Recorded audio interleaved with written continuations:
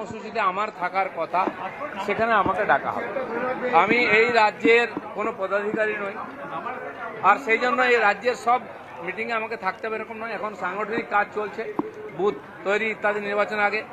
আমি আমার যে জেলায়, যেখানে আমি মেম্বার, পার্টির মেম্বার, আমি যেখানে ভোটার মেদিনীপুরে, সেখানে আমি বুথে গেছি, বুথে কর্মীদের নিয়ে বৈঠক করেছি, বুথ বানিয়েছি, এখনো চলছে। এবং আমাদের মেদিনীপুর জেলার কর্মীরা খুব উৎসাহে কাজ করছেন, মেদিনীপুরে এগিয়ে আছে সবচেয়ে বেশি। আমি যা খবর পেলাম 700 বেশি বুথ হয়ে গেছে। এখানে আমাদের মাননীয় মেদিনীপুরের বুথ সভাপতি এসছেন অ্যাডভোকেট সুমিত মণ্ডল, তার সঙ্গে কিছু কার্যকর্তাও এসছেন। উনি এসে মাননীয় রাজ্য সভাপতিকে আমাদের জেলায় যাওয়ার জন্য আমন্ত্রণ করেছেন যে আসুন, খুব জোরদার স্বাগত আর সম্বর্ধনা দেবো। আমরা আমাদের মণ্ডল থেকে জেলার সব কার্যকর্তারা লেগে আছেন, স্ট্রিট কর্নারও করেছি ওখানে।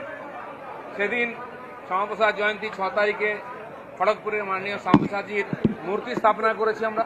তো লেগে আছেন কর্মীরা। মাননীয় রাজ্য সভাপতি যখন জেলা সফর শুরু করবেন, আমরা চাইব মেদিনীপুরের প্রথমবার আসুন, সেখানে সমস্ত কর্মীরা তাকে সম্মান জানাবেন।